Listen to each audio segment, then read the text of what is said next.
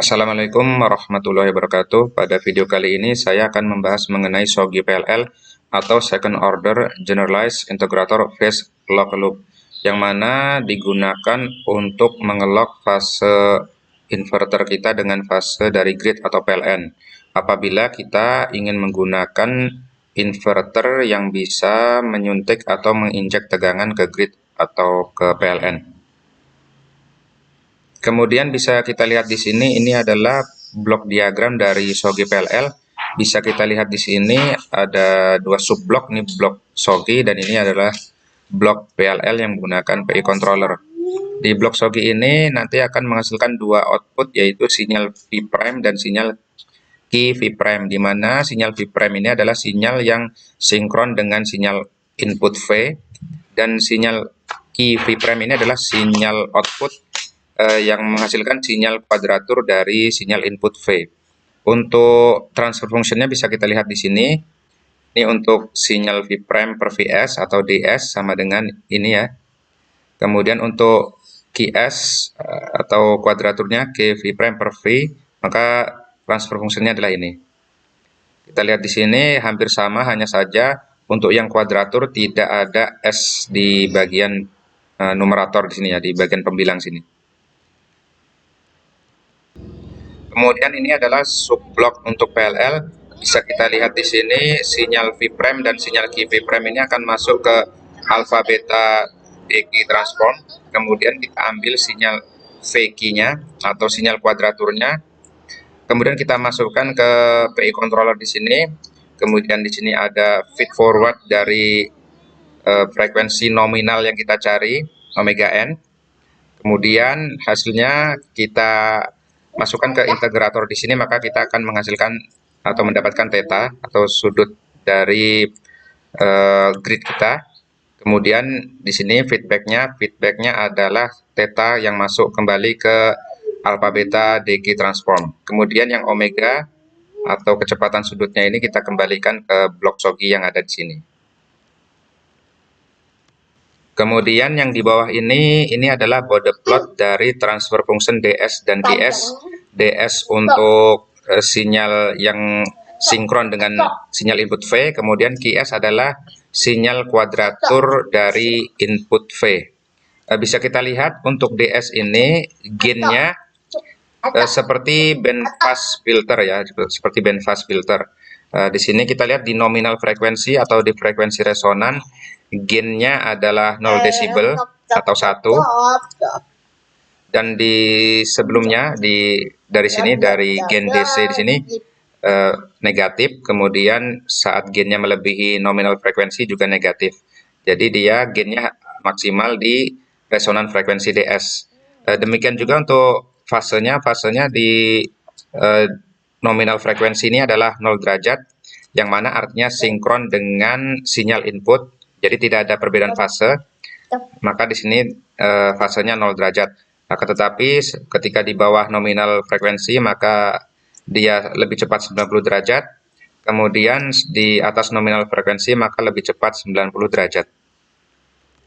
Kemudian yang ada di sebelah sini ini adalah bode plot dari transfer function QS, di mana bentuknya mirip dengan low pass filter, yang mana cutoff frekuensinya ada di frekuensi resonan atau frekuensi nominal omega n yang kita cari di sini, yang ingin kita lock di sini.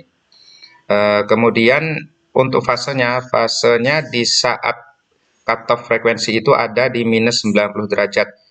Sebagaimana yang kita tahu, untuk vektor kuadratur itu selisihnya adalah 90 derajat daripada vektor sinyal utama atau sinyal sinkron yang kita ikuti. Sebagaimana low pass filter juga, kita lihat mulainya dari 0 derajat untuk fasenya, kemudian nanti akan berangsur-angsur menuju 180 derajat setelah melewati cutoff frekuensi. Kemudian untuk K di sini adalah damping factor ya, bisa kita lihat untuk K 1.41 ini adalah damp, kita lihat di sini. Kemudian yang K-nya kecil ini berarti under damp, kemudian yang K-nya besar ini adalah over damp. Kalau kita lihat lebih dekat lagi, sebenarnya SOGI PLL ini lebih menyerupai observer ya. di mana SOGI PLL ini memiliki state equation yang bisa kita tuliskan seperti ini. X1 sama dengan V prime T. Ini adalah sinyal output dari SOGI yang selaras atau sinkron dengan sinyal input yang berupa band pass filter. Kemudian X2, di mana X2 dot ini sama dengan X1. Artinya X2 sama dengan integral dari X1. Kemudian untuk sinyal kuadraturnya IVT bisa dituliskan menjadi minus omega prime X2T. Dengan demikian maka state equation-nya bisa kita tuliskan menjadi seperti ini. Kemudian untuk state space equations ini bisa kita tuliskan ke dalam bentuk matriks menjadi seperti ini. Seperti biasa kita temui untuk observer. Kemudian untuk outputnya di sini dipisah ya menjadi Y1 dengan C1X, Y2 dengan C2X. Ini kita ingin mendapatkan transfer function 1, makanya kita pisah di sini ya Y1, Y2. Kemudian outputnya bisa kita tuliskan menjadi seperti ini. Kita tidak punya matriks D, maka matriks D kita coret di sini. Kemudian untuk SI minus A inverse dikali B kita tuliskan seperti ini. Maka untuk inverse sinyalnya transfer fungsinya DS bisa kita tuliskan menjadi seperti ini. Dikali C1. Hasilnya adalah ini.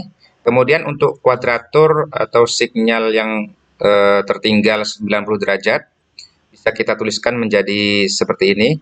QS dikali C2. Maka kita akan mendapatkan transfer fungsinya menjadi seperti ini. Atau kalau kita lihat dari pengertian yang di atas ini, untuk QS adalah minus omega dari X2.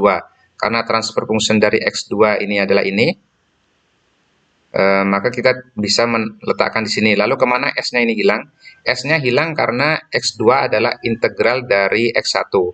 Jadi X1 ini diintegralkan, maka kita kalikan dengan 1/S, maka S-nya hilang. Kita kalikan lagi dengan minus omega W, seperti yang di sini. Omega prime minus omega prime, maka hasilnya adalah transfer function yang ada di sini.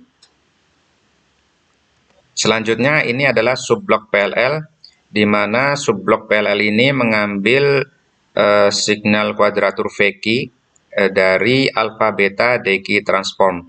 Alpha beta ini berarti sinyalnya nanti adalah AC, kemudian ditransform menjadi decay di mana sinyalnya adalah DC. Kemudian sinyal decay ini kita ambil yang VQ, sinyal kuadraturnya VQ. Kemudian kita masukkan ke PI controller. Outputnya kemudian kita tambah dengan feed forward omega n, di mana ini adalah signal, maksud saya di mana ini adalah frekuensi resonan yang kita cari. Frekuensi resonan nominal yang kita cari adalah omega n. Kemudian maka akan kita dapatkan omega prime ini adalah estimated value dari frekuensi yang kita cari. Kemudian ini kita kembalikan lagi ke blok SOGI omeganya. Kemudian omega prime ini kita masukkan ke integrator, maka kita akan mendapatkan sudut theta. Kemudian sudut theta ini kita kembalikan ke alpha beta decay transform. Jadi sebenarnya tugas dari PI controller ini adalah untuk mengenolkan vektor VQ. Jika vektor VQ ini 0, maka vektor satunya yaitu VD akan bisa mengikuti sinyal inputnya. Sebagaimana bisa kita lihat di animasi vektor di sini. Di sini kita lihat ada dua komponen vektor, yang merah Y, yang biru X. Nah, apabila misalnya vektor yang merah ini kita nolkan, maka vektor biru ini akan mengikuti vektor yang hitam ini, ya kan? Akan dipaksa mengikuti vektor yang hitam ini. Jadi kita seperti menggunakan koordinat transform, tapi tanpa menggunakan matriks, tanpa menghitung matriks koordinat transform. Kita justru menggunakan PI controller, tetapi hasilnya akan sama, yaitu vektor kita akan sinkron dengan vektor dari sinyal inputnya. Atau bisa kita bayangkan seperti ini, apabila komponen vektor Y yang berwarna merah ini kita paksa tetap 0, maka komponen vektor X yang berwarna biru ini panjangnya akan sama dengan vektor input signalnya yang berwarna hitam. Ini seperti kita memaksa vektor biru ini untuk selalu mengikuti vektor yang berwarna hitam ini. Artinya kita melakukan koordinat transformasi. Kemudian permasalahan selanjutnya adalah DC offset rejection, di mana bisa kita lihat sebelumnya untuk QS atau transfer function dari kuadratur ini berupa low pass filter. Artinya dia tidak bisa mereject DC bias apabila ada DC bias yang masuk ke input signal. Maka kita perlu memodifikasi SOGI PLL kita menjadi seperti ini. Di sini kita lihat ada gain ditambahkan di sini KDC, kemudian kita klik dengan omega prime, kemudian kita integrasikan di sini, lalu kita jumlahkan dan kita kembalikan sebagai feedback di sini. Untuk transfer function modifikasinya adalah seperti ini ya. Kemudian ini adalah final value theorem yang akan kita gunakan untuk memastikan bahwa sinyal DC atau DC bias ini pada akhirnya akan lenyap. Pertama dihitung dulu untuk transfer functionnya di saat DC atau 0 Hz, maka akan kita dapatkan G0 sama dengan 0. Kemudian dengan menggunakan final value theorem seperti di sini, maka kita bisa substitusikan hasil dari G0 ke sini ya. Karena G0-nya tadi adalah 0, maka 0 kali VDC sama dengan 0. Artinya DC bias pada akhirnya akan hilang apabila kita menggunakan transfer function yang ini. Atau jika dijabarkan ke dalam bentuk blok diagram, maka bentuknya adalah seperti ini. Kemudian untuk bode plotnya, maka bode plotnya akan berubah. Untuk DS-nya menjadi seperti ini. Yang garis putus-putus hitam ini adalah yang original, kemudian yang ini, yang berwarna ini yang modifikasi dengan berbagai macam KDC. Kemudian sama untuk transfer function yang kuadratur, maka sekarang kita lihat di saat DC atau di saat frekuensi rendah, di sini gain-nya adalah minus. Nah, karena gain-nya minus, maka signal DC akan teratenuasi atau akan mengalami penurunan. Selanjutnya, SOGI PLL ini bisa kita modifikasi lebih lanjut, misalnya kita gunakan sebagai harmonic distortion rejection. Seperti kita ingin menghilangkan third harmonic, fifth harmonic, ataupun nth harmonic. Dengan cara memodifikasi subblok SOGI seperti ini. Kita bisa menggunakan output dari masing-masing subblok ini untuk menghilangkan harmonik yang ada pada signal input seperti ini.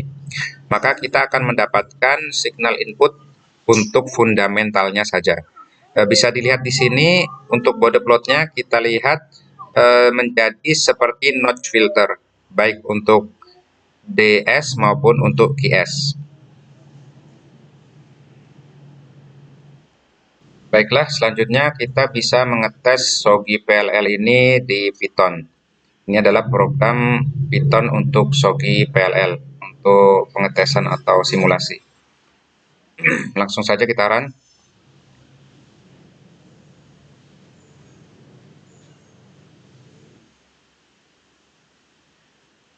Dan ini adalah hasilnya, bisa kita lihat ini ada grid voltage yang berwarna biru, kemudian merah putus-putus adalah V alpha, kemudian yang hijau putus-putus adalah V beta.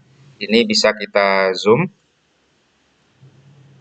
Ya, kita lihat di sini untuk grid voltage-nya ada noise ya, tapi bisa terfilter dengan baik sehingga kita mendapatkan V alpha dan V beta yang halus. Kemudian ini adalah fasenya atau sudutnya dari 0 sampai sekitar berapa ini, 350. Ini berjalan selama 1 detik. Kemudian ini frekuensinya ngelok di 50 Hz ya. Ini ngelok di 50 Hz. Kemudian di tengah-tengah sini, di setengah detik di sini, frekuensinya kita naikkan menjadi 60 Hz. Bisa kita lihat untuk PLL-nya tetap bisa mengikuti atau mengestimasi nilai dari frekuensi grid. Sini ya, 50 Hz, kemudian naik 60 Hz. Kemudian ini adalah frekuensi errornya. Error saat di awal-awal, kemudian stabil, errornya adalah mendekati 0. Kemudian saat kita ganti ke 60 Hz, errornya juga di sini maksimal, kemudian berangsur-angsur menjadi minimal mendekati 0.